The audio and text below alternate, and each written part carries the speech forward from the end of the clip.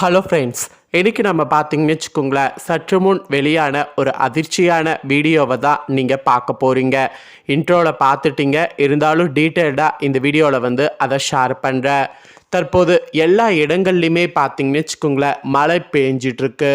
மழையின் காரணமாக பல இடங்களில் வெள்ளப்பெருக்கு ஏற்பட்டிருக்கு. ஸோ இதனை தொடர்ந்து திருச்செந்தூர் முருகன் கோவில்லையும் வெள்ளப்பெருக்கு ஏற்பட்டிருக்கு. இந்த வெள்ளப்பெருக்குனால பக்தர்கள் ரொம்பவே கஷ்டப்படக்கூடிய சூழ்நிலை ஏற்பட்டிருக்கு. ஸோ திருச்செந்தூரில் தற்போது வெள்ளப்பெருக்கு எந்த நிலையில் இருக்குது அப்படிங்கிற வீடியோவை தான் இந்த வீடியோவில் பார்க்க போகிறோம். அறுபடை வீடுகளில் இரண்டாவது படை வீடாக திகழக்கூடியது திருச்செந்தூர் முருகன் கோவில். இந்த கோவிலுடைய ஸ்பெஷல் என்னன்னா, இந்த கோவில் மலையில் இல்லாமல் கடலுக்கு பக்கத்தில் இருக்கும். அதுதான் இந்த கோவிலுடைய சிறப்பு. இந்த கோவிலில் சமீபத்தில் தான் மகா கும்பாபிஷேகமானது நடைபெற்றது. அதை தொடர்ந்து சமீபத்தில் தான் ஐப்பசி மாதம் முருகனுடைய ரொம்ப சிறப்பான அந்த சூரசம்ஹார நிகழ்வும் நடைபெற்றது. இதனாலேயே இப்போ திருச்செந்தூரில் பக்தர்களுடைய கூட்டம் அலைமோதிட்டுருக்கு. ஸோ இந்த சூழ்நிலையில் மழையின் காரணமாக தற்போது வெள்ளப்பெருக்கு ஏற்பட்டு கோவிலை வெள்ளம் சூழ்ந்தது போல காணப்படுது. அதனாலேயே பக்தர்கள் கோவிலுக்கு போகும்போது பார்த்து போகணும் அப்படிங்கிற எச்சரிக்கையும் விடுக்கப்பட்டிருக்கு. முதல்ல அந்த வெள்ளப்பெருக்கு ஏற்பட்டிருக்கிறத உங்களுக்கு இன்ட்ரோவில் ஷேர் பண்ணியிருக்கேன். இப்போ இந்த வெள்ளப்பெருக்குலையும் பக்தர்கள் சில பேர் தங்களுடைய வேண்டுதல்கள்லாம் நிறைவேற்றுறாங்க. இந்த நிலைமையில கூட இந்த மாதிரி வேண்டுதல் நிறைவேற்றப்படுதுன்னா அப்போ முருகனுடைய சக்தி எந்த அளவுக்கு இருக்கும் அப்படிங்கிறத தெரிஞ்சுக்குங்க.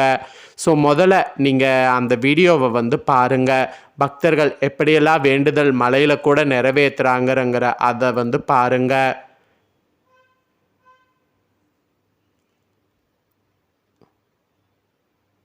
கொட்டக்கூட மழையின் கூட பார்க்காம பக்தர்கள் தங்களுடைய வேண்டுதலை சூப்பராக நிறைவேற்றுறாங்க. ஸோ இதை பார்க்கும்போதே உடம்பு புல்லரிக்குது என்று தான் சொல்லணும். ஸோ இந்த வெள்ளப்பெருக்கு காரணமாக கோவிலுக்கு போகக்கூடிய பக்தர்கள் கொஞ்சம் கவனமாக இருக்கணும் அப்படிங்கிற மாதிரி சொல்லப்படுது. ஸோ இந்த தொடர் மழை எந்தெந்த நாளில் இருக்குது, எப்படி கவனமாக இருக்கணும் அப்படிங்கிறத நான் உங்களுக்கு ஷேர் பண்ணுறேன். ஸோ வெள்ளப்பெருக்கு பற்றிய சில முக்கியமான தாள்களை இந்த வீடியோவில் தெரிஞ்சுக்குங்க. ஸோ திருச்செந்தூர் மட்டும் கிடையாது, பல இடங்களில் வெள்ளப்பெருக்கு ஏற்பட்டிருக்கு. ஸோ மக்கள் கொஞ்சம் உஷாராக இருக்கணுங்கிற மாதிரி சொல்லப்படுது. திருச்செந்தூரில் வெளுத்து வாங்கக்கூடிய கனமழையினால் நிறைய கோவிலுடைய இதுக்குள்ளே மழைநீர் புகுந்திருக்கு. இதனாலேயே பக்தர்கள் ரொம்ப அவதிப்பட வேண்டிய சூழ்நிலை ஏற்பட்டிருக்கு. திருச்செந்தூர் சுப்பிரமணிய சுவாமி திருக்கோவிலில் பக்தர்களுடைய வருகை இப்போ நாளுக்கு நாள் அதிகரித்துட்டே காணப்படுது. இந்த நிலையில் திருச்செந்தூரில் 6 சென்டிமீட்டர் மழை பதிவாகி இருப்பதாக கோவில் நிர்வாகம் கூறியிருக்கிறாங்க. கோவிலுக்குள் மழைநீர் புகுந்தது நிறையவே இருக்கிறதுனால பக்தர்கள் கொஞ்சம் கவனமாக வரணுங்கிற மாதிரி குறிப்பிடப்படுது. முடிஞ்ச அளவு இந்த மழை நேரத்தில் கோவிலுக்கு வராமல் இருக்கிறது நல்லது என்று கூறப்படுது. ஸோ திருச்செந்தூர் சுப்பிரமணிய சுவாமி திருக்கோவில் எங்கே அமைந்திருக்கு அப்படின்னா, தூத்துக்குடி மாவட்டத்தில் திருச்செந்தூர் என்ற ஊரில் அமைஞ்சிருக்கு. இந்த சுப்பிரமணிய சுவாமி திருக்கோவில் அமைந்திருக்கிறது முருகப்பெருமானுடைய 2ஆம் படை வீடாக கருதப்படுது. இங்கு தினந்தோறுமே ஏராளமான பக்தர்கள் சாமி தரிசனம் செய்ய வருகை தருவாங்க. முருகப்பெருமானிற்கு உகந்த நாட்களான சஷ்டி, கிருத்திகை, பௌர்ணமி உள்ளிட்ட நாட்களில் பக்தர்களுடைய வருகை சற்று அதிகரித்து காணப்படும். ஸோ பக்தர்கள் சுவாமி தரிசனம் செய்வதற்கே நிறைய நேரம் ஆகும். சாமி தரிசனம் செய்ய வருகை தரக்கூடிய பக்தர்கள் முதல்ல கடலில் புனித நீராடிய பிறகு நாளிக்கிணற்றில் நீராடி சுவாமி தரிசனம் மேற்கொள்ள செல்வாங்க. கட்டண தரிசனம் மற்றும் பொது தரிசனத்தில் பக்தர்கள் சாமி தரிசனம் செய்வதற்கு நீண்ட வரிசையிலையும் காத்திருக்கிறாங்க. ஸோ இப்படி தான் பார்த்தீங்கன்னு வச்சுக்கோங்களேன், தற்போது கோவிலில் இது போயிட்டுருக்கு. இந்த சூழ்நிலையில் தான் மழை வெள்ளமானது ஏற்பட்டிருக்கு. இந்த மழை வெள்ளம் காரணமாக நிறைய இடங்களில் பார்த்தீங்கன்னு வச்சுக்கோங்களேன் போக்குவரத்தும் பாதிக்கப்பட்டிருக்கு. அதனால் கொஞ்சம் பார்த்தீங்கன்னு வச்சுக்கோங்களேன், திருச்செந்தூர் ரொம்பவே ஒரு இதில் இருக்குது. ஸோ இந்த மாதிரியான சூழ்நிலையில் கோவிலுக்கு போகக்கூடிய பிளான் போட்டிருக்கிறவங்க இந்த மழை டைமில் போகலாமா அப்படிங்கிறத பார்த்து பண்ணுங்க. ஸோ கோவில் எங்கேயுமே போகாது, மழை கொஞ்சம் குறைஞ்சோடனே போக ட்ரை பண்ணுங்க. ஸோ வெள்ளப்பெருக்கு ஏற்பட்டு எப்படி இருக்குது அப்படிங்கிறத நான் உங்களுக்கு வீடியோலையும் காட்டியிருக்கேன். ஸோ கண்டிப்பாக கொஞ்சம் கவனமாக இருங்க. அப்புறம் இந்த கோவில் பற்றி, அதாவது இந்த முருகன் கோவில் பற்றி ஆச்சரியப்பட வைக்கக்கூடிய அற்புத தாள்கள் நிறைய இருக்குது. ஸோ அதெல்லாம் என்னென்னங்கிறத சொல்கிறேன், வாங்க பார்க்கலாம். திருச்செந்தூர் முருகன் கோவில் பற்றி தெரியாதவங்க கண்டிப்பாக நீங்கள் இருக்கக்கூடாது. அதாவது இந்த கோவில் பற்றி தெரியாமல் இருக்கக்கூடாது. உலக புகழ்பெற்ற திருச்செந்தூர் தலம் தமிழகத்தில் உள்ள மிக முக்கியமான ஒரு தலமாகும்.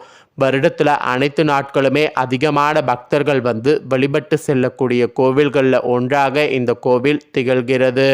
முருகனை வேண்டிக் கொண்டு தங்களுடைய வேண்டுதல்கள் நிறைவேறுவதால் இங்கு ஏராளமான பக்தர்கள் வருகிறாங்க. திருச்செந்தூர் முருகன் கோவிலுக்கு நீங்கள் அடிக்கடி சென்றிருந்தாலும் பலருக்கும் தெரியாத ஆச்சரியப்பட வைக்கக்கூடிய பல ரகசிய தாள்கள் இந்த கோவில் பற்றி இருக்குது. இந்த அற்புத தாள்கள் தெரிந்தால் முருகனுடைய அருளை எண்ணி ஆச்சரியப்படாமல் இருக்க முடியாது. ஸோ அதனால் அதை பற்றிய சுவாரஸ்யமான தாள்களை உங்களுக்கு சொல்ல போகிறேன். முருகனுடைய அறுபடை கோவில்களில் 2ஆம் படை வீடாக கருதப்படுவது திருச்செந்தூர் அருள்மிகு சுப்பிரமணிய சுவாமி திருக்கோவில். மிக அரிதாக முருகப்பெருமானுக்கு கடற்கரை ஓரத்தில் அமைந்துள்ள கோவில் இதுவாகும். இது திருச்சிறுலைவாய் எனவும் முன்னோர் அழைக்கப்பட்டது. 130 அடி உயரம் கொண்ட இக்கோயிலின் கோபுரம் 9 தளங்களை கொண்டதாக அமைந்திருக்கு. சங்க இலக்கியங்களும் சிலப்பதிகாரத்திலும் குறிப்பிடப்பட்ட இக்கோயில் 2000 ஆண்டுகள் வரை பழமை கொண்டதாக இருக்கலாம் என கருதப்படுகிறது. ஆக்சுவலி சூரனை சம்கரித்த பின்பு முருகன் இத்தலத்தில் சிவபெருமான வழிபட்டார் என்று கந்த புராணத்தில் தெரிவிக்கப்படுது. இந்த கோவிலுடைய அமைப்பு ஓங்கார வடிவமுடையது. பிள்ளையார் சன்னதி, வள்ளி தேவசேனா சன்னதி, திருமால் சன்னதி, கம்பத்தடி இவற்றையெல்லாம் சேர்த்து ஒரு கோடு வரைந்தால் ஓம் என்கின்ற எழுத்து வரக்கூடிய என்கின்ற பெரும் சிறப்புடையது இக்கோவில் என்று சொல்லப்படுது. ஆக்சுவலி இந்த திருச்செந்தூர் பெயர் எப்படி வந்தது அப்படிங்கிற சுவாரஸ்யமான ஒரு கதை இருக்குது. அதை என்னங்கிறத சொல்கிறேன், வாங்க பார்க்கலாம். முருகப்பெருமானுடைய தரிசனம் வேண்டி தேவர்களுடைய குருவான வியாழ பகவான் இத்தலத்தில் தவம் இருந்தார். அவருக்கு காட்சி தந்த முருகப்பெருமான் இவ்விடத்தில் தங்கினார். இவர் மூலமாக அசுரர்களுடைய வரலாற்றையும் தெரிந்து கொண்டார். அப்போது தனது படைதளபதியான வீரபாகுவை சூரபத்மனிடம் தூது அனுப்பினார். அவன் கேட்கவில்லை. பின்பு முருகன் தன் படைகளோடு சென்று அவனை வதம் செய்தார். வியாழ பகவான் முருகனுடன் தனக்கு காட்சி தந்த இவ்விடத்தில் எழுந்தருள வேண்டிக் கொண்டார். அதன்படியே முருகனும் இங்கே தங்கினார். பின்பு வியாழ பகவான் விஸ்வகர்மாவை அழைத்து இங்கு கோயில் எழுப்பினார். சூரனை வெற்றி பெற்று ஆட்கொண்டதால் இவர் செந்திநாதர் என அழைக்க பெற்றார். பிற்காலத்தில் இப்பெயரே செந்தில்நாதர் என மருவியது.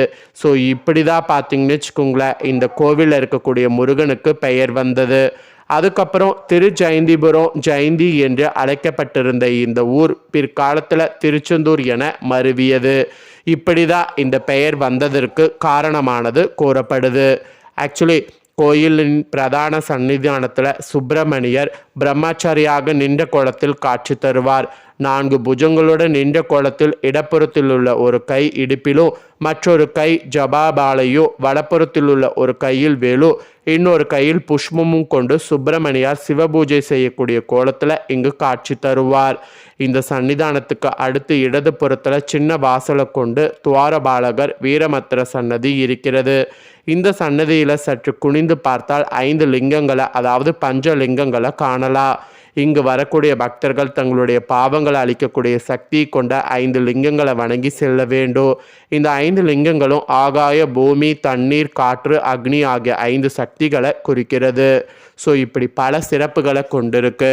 இந்த கோவிலுடைய சிறப்புகள் பற்றி கண்டிப்பாக தெரிஞ்சுக்கணுங்கிறதுனால தான் இந்த கோவிலுடைய சிறப்புகளை தெளிவாக இந்த வீடியோவில் ஷேர் பண்ணதை தெளிவாக இந்த வீடியோவில் தெரிஞ்சிருப்பீங்க.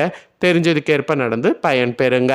இந்த முக்கியமான வீடியோவை உங்கள் ஃப்ரெண்ட்ஸ் ஃபேமிலிக்கும் ஷேர் பண்ணுங்கள். உங்கள் ஃப்ரெண்ட்ஸ் ஃபேமிலியில் இருக்கிறவங்களும் வீடியோ பார்க்கட்டும். திருச்செந்தூரில் சற்று முன் எப்படி இருக்குது அப்படிங்கிற விஷயங்களை தெரிஞ்சு இதற்கேற்ப பிளான் பண்ணிக்கிட்டோம். இதே போல் நிறைய அதிசயமான தாள்கள்லாம் நம்ம சேனலில் போடப்படும். அதை எல்லாமே உடனுக்குடனே தெரிந்து கொள்ள மறக்காமல் நம்ம சேனலை சப்ஸ்கிரைப் பண்ணுங்கள். கூட பெல் பட்டனை ப்ரெஸ் பண்ணுங்கள். ஃபஸ்ட் டைம் பார்க்குறவங்க, சப்ஸ்கிரைப் பண்ணாமல் இருக்கிறவங்க சப்ஸ்கிரைப் பண்ணி பெல் பட்டனை ப்ரெஸ் பண்ணிட்டீங்கன்னா இனி நான் போகிற மற்ற அப்டேட்டான எல்லா வீடியோஸும் உடனுக்குடனே தெரிந்து கொள்ளலாம். ஸோ மறக்காமல் பண்ணுங்கள். நெக்ஸ்ட் இதே போல் சுவாரஸ்யமாக வேறொரு வீடியோவில் உங்களை சந்திக்கிறேன். தேங்க்யூ.